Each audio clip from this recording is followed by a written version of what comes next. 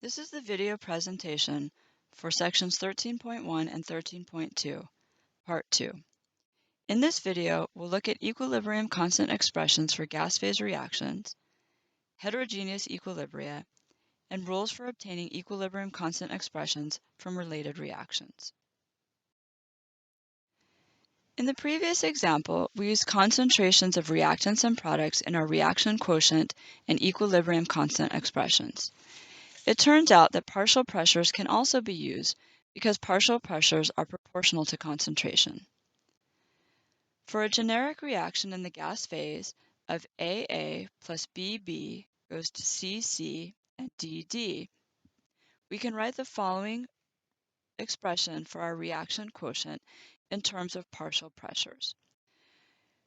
Again, we have the products over the reactants, the partial pressure of product C raised to the power of C, its coefficient in the balanced chemical equation, multiplied by the partial pressure of product D raised to the power D, and again divided by the partial pressures of reactants A and B raised to their corresponding coefficients. In this expression, the subscripts T indicate that these partial pressures are not necessarily equilibrium values, and thus we have the reaction quotient value Q. On the other hand, if we do use equilibrium partial pressures, this ratio of partial pressures of products over reactants is equal to the equilibrium constant given in terms of partial pressures. Recall that this has a similar expression to our Kc value, where we had the concentration of C raised to the power C, concentration of D raised to power D, over concentration of A and concentration of B. Unfortunately, the values of Kp and Kc are not always the same. Let's now derive the relationship between these two quantities. The partial pressure of A can be written using the ideal gas law. The partial pressure of A is equal to the moles of A divided by the volume of the system times the term R, where R is the ideal gas constant, times T, which is the absolute temperature in units of Kelvin. We can write similar expressions for the partial pressures of each of the reactants and products. We can then substitute these partial pressures into our Kp expression. Since we have the partial pressure of C is equal to the concentration of C times RT, but that whole term needs to be raised to the power C.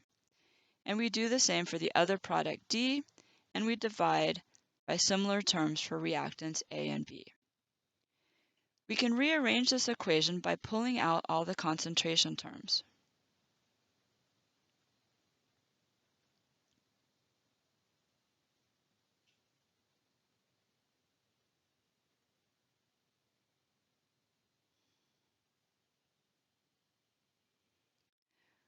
We see what we have left is the term RT, and it's going to be raised to the power of C plus D minus A plus B.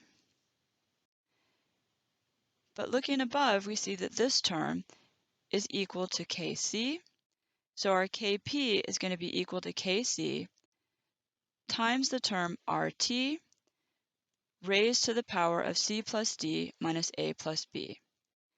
Another way to write this exponent is to indicate that it's equal to the change in the number of moles of gas in the reaction. So this shows that the value of Kp is equal to the value of Kc, but multiplied by a factor of RT raised to the power of delta N gas. This means that for reactions involving gases, you can write the equilibrium constant expression either in terms of concentrations or partial pressures. But you must use the value of K that goes with the units you've chosen. You can convert Kp's to Kc's using this relationship as needed. Since we've mentioned units for K, I should note that generally speaking, although concentrations and partial pressures do have units, the value of K is considered to be unitless. The reasons for this are a bit complicated, but this is one case in which you won't lose points for not showing units.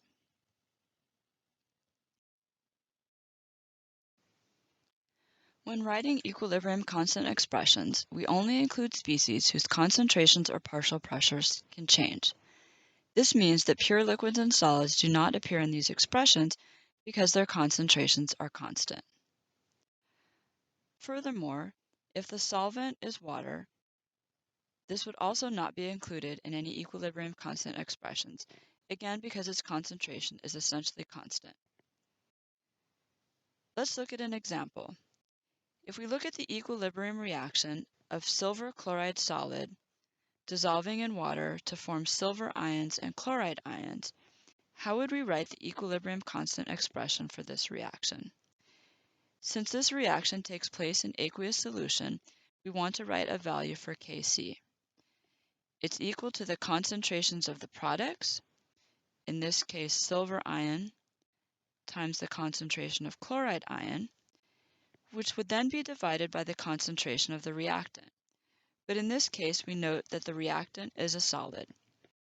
Therefore, it does not appear in our equilibrium constant expression. And the equilibrium constant for this reaction is given as simply the product of the concentration of silver ions times the concentration of chloride ions.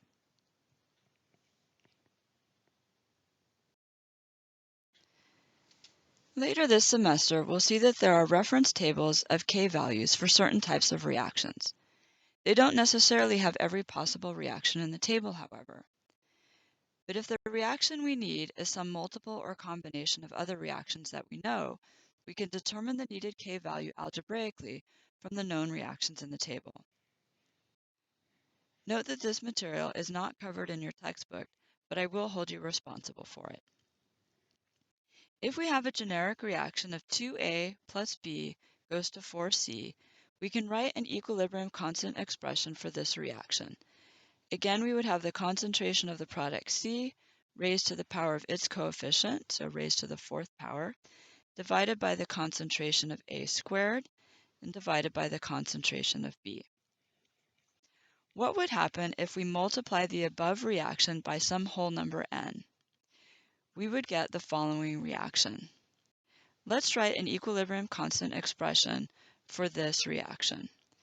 Again, we put the concentrations of the product, C, raised to the power of its coefficient in the balanced chemical equation, in this case 4 times n.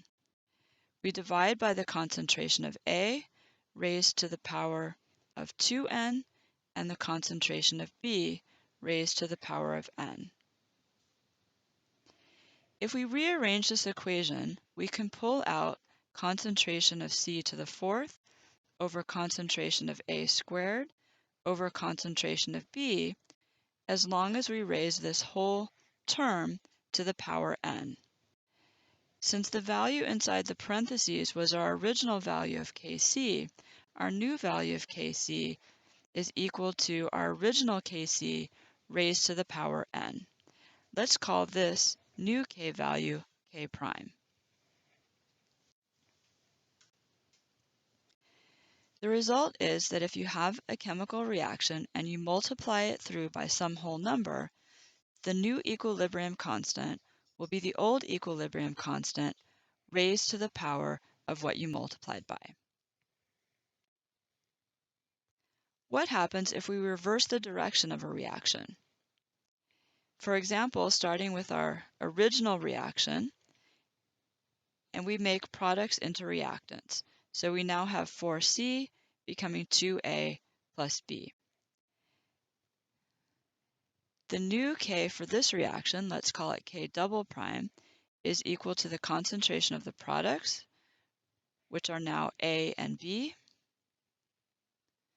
divided by the concentration of the reactant, which is now C, and again, all of these raised to the power of their coefficients in the balanced chemical equation. How does K double prime compare to our original value of K? We see that it's just the inverse. So when we flip a reaction around, the new K value is going to be 1 over the original K value.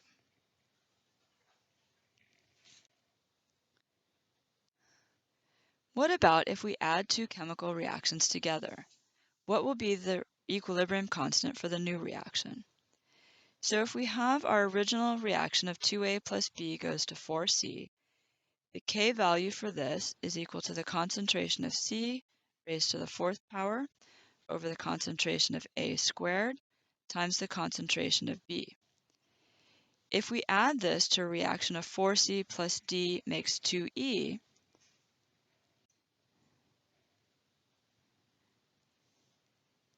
we can write an equilibrium constant expression, products E raised to the second power divided by the reactants C raised to the fourth power times the concentration of reactant D raised to the first power. Adding reactions 1 and 2 gives us our third reaction. Notice that the 4 C's cancel out and we have 2A plus B plus D makes 2E. If we write the equilibrium constant expression for this third reaction, we would show it as the concentration of E raised to the second power divided by the concentration of A, also squared, times the concentration of B times the concentration of D. How is K3 related to K1 and K2? We see that it's just the product of K1 times K2. So whenever you add two reactions together, the resulting equilibrium constant will be the product of the original equilibrium constants.